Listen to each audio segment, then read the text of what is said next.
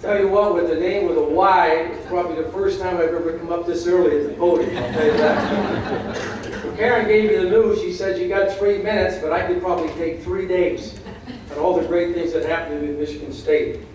But of course, I want to thank Ron here and Karen for making this weekend possible, and what a great job Karen did helping us to come up here. Karen, I thank you very much, and Ron, same with you.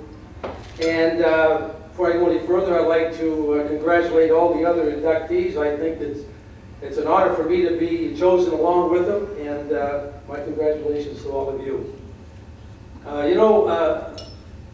I thought, well, when I'm coming up here, I said, I might as well bring my family up. My son, my daughter have never been up here before.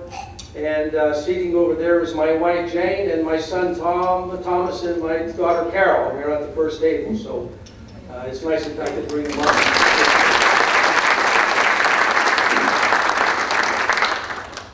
I'm very fortunate to come to Michigan State in the early 50s. I say early, I say 1950s.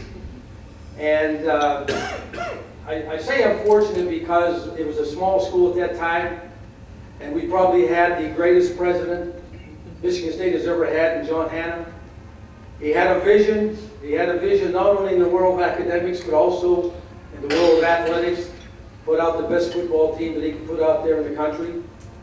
And I'll tell you how smart he was. He hired the best head coach Michigan State ever had, Biggie Martin. And Biggie, he was something else. And I never saw a head coach, and I've been associated with a number of them, that you get more out of players, whether you're on first team, second team, third, or a walk-on, than Biggie Martin. Also the same with coaches. And he was something. And it's also very fortunate to play with a group of assistant coaches, probably may have been the greatest assistant coaches assembled in the country. Every one became head coaches at one time or another. Start with Duffy Doherty, we started Earl Edwards, we started Red Dawson and Steve Siebel, and we had John Cobes and Bob Devaney came on, Dan Devine, all became head coaches. And that was really some crew. And out of that emerged a number of other coaches that were my teammates. And one was Frank Cush, who had a great career at Arizona State. We also had Chuck Fairbanks, who's here right now. Chuck, you're sitting right there, stand up. Chuck was a great high school coach, and then he went on, assistant coach with Dan and Frank Cush, and then he took over at the University of Oklahoma and had some of the greatest teams in the history of college sports right there in football at Oklahoma. And then Chuck and I got reconnected when he came in head coach of the Patriots, and Chuck brought me on his staff along with Henry, and I really appreciated that, and I appreciate Chuck coming down today to attend this affair. And let me mention my other teammate, and this guy here, and I'll tell you this, that he has to go down as one of the geniuses of defensive football in college and also in the NFL, and that's Hank Bowen. Hank,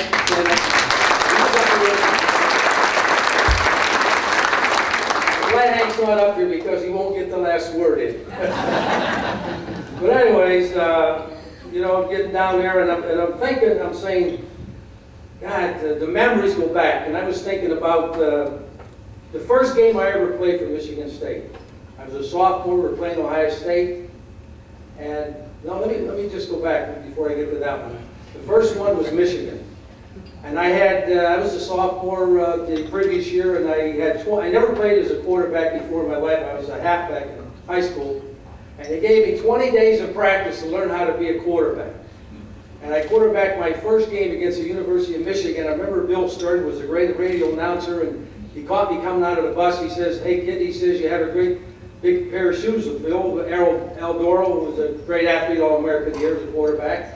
He said, "It's going to be a tough game." I said, "Yeah, I know it is. It's Michigan, over 100,000 people." So anyhow, the game starts, and before you know it, we're 5 minutes into the game, we're down 13-0. So the next series, we get the ball, everybody's hollering, we get in the huddle, we get something going, and the next thing you know, next play, Don McCullough runs 71 yards. 71 yards for a touchdown to ignite us on to that undefeated season. And trying to remember plays, and I remember we played Notre Dame, 35-0, first play of the game. Dick Pan at 88 yards for a touchdown. Everybody in the Notre Dame secondary was on the ground. I remember also playing with probably the greatest lineman never played at Michigan State two ways, and that's Don Coleman. We were playing Penn State. I'll never forget this game. He played 60 minutes, all the plays in offense, and had 13 tackles on defense. And just a tremendous player. And I remember this guy, just things I'm picking out now, and Niner Jim Ellis. There was a guy who returned, I don't know how many punts, 9 or 10 in 1 year, and he was phenomenal. He was a game breaker. I remember the game we played against Oregon State, just to keep his streak alive. Playing Oregon State, it's 14-14. We're down the end of the game. We tried a field goal, and it was missed by my roommate at that time, Slonak. So Biggie, being the genius he is, he switches kickers, and he has Gene LeKenta come up and kick. And by God, Gene LeKenta kicks a field goal, and we win the game to keep the undefeated streak alive. And then, of course, I remember the Rose Bowl. Who can forget that? One of the great offensive ends of all time here at Michigan State, Ellis Duckett, playing defense against the punt, blocks the punt, picks it up, runs for a touchdown to turn the tide, and then at the same game, we have Billy Wells returning the punt for a touchdown to close out the scoring and enable us to win the Rose Bowl. And then I remember Evan Slonak, big game against Notre Dame. We beat him 21-3 to keep the streak alive. He thought nothing. We're down 3-0. He catches a screen pass, runs 30 yards for a touchdown, and then it gets that thing going there. But just trying to remember all this, and then of course I got to come to one play that was something. You know, I was a sophomore at this time, and this was the ever great play at Ohio State. And during, you know, week in and week out, the Biggie would have me, Slonak, and Doro would practice his buck lateral series, you know, and he said, well, why don't we do this? We'll run the thing, pitch it out, Doro go the other way, and throw it across the field and see we'll do it in the game someday. And so the time came with Ohio State. I'm standing there. I don't know where I was playing, second or third team halfback, probably third as a sophomore. And I don't know where, with less than a minute to go, we're down by 20-17. Biggie calls me and Slonak, and he says, you wonder we're going to run this buck lateral pass. So we go in there and run the pass. Slonak gets it, gives it to the quarterback, pitches it out. Doro goes the other way, throw the ball over there, and we get a touchdown. We win the game. They end up calling it the Transcontinental Pass, and that thing has been, you know, famous ever since I can remember. And everybody asked me, you know, I bet I've been asked 100 times, was you ever nervous? Was it ever tough? I said, how the hell can you be nervous? I said, I never had time to even think. And that's just the way Biggie was. But you see, that's the vision that Biggie had. And that's the confidence he had in his players, that it didn't make any difference whether you're first, second, or third. If he had the confidence and he thought that you would give him the best chance to win the game, he would put you in there. And you know, it worked, and I tell you, it helped me too, so I'll never forget that. And two little stories I just wanted to tell you before I get down. Karen, I think I'm getting close, so I'm going to try to finish this off. I wanted to make one more person I wanted to thank. And when I first came up here, Duffy used to get all the athletes, you know, jobs. And my first job up here was Archie Tarpoff, and I know Archie's not here, but I often think about him, and he gave me my first job, and I really appreciated that. And he was quite good to me. The second one was a guy named Ben Gettleman, and he owned a clothing store. I'll tell you the story. This was a baseball story. We're playing Minnesota. Second game was a doubleheader.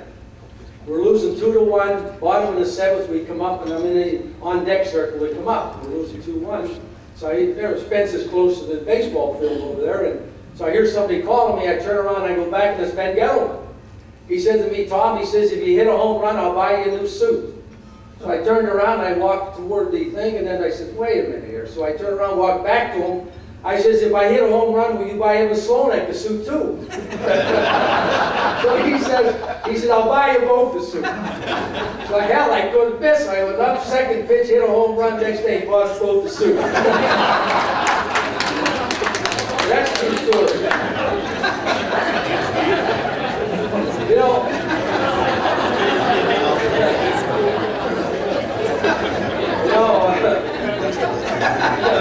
I was going to say they're going to report me on this. You know, about 50,000 years ago. I think the suits are worth $29.95. But I want to finish by saying that I accept this induction in the Hall of Fame on behalf of all my teammates, all the players I played with, because without them, there's no way I would be standing up here right now. And I want to thank all of you for attending. Thank you.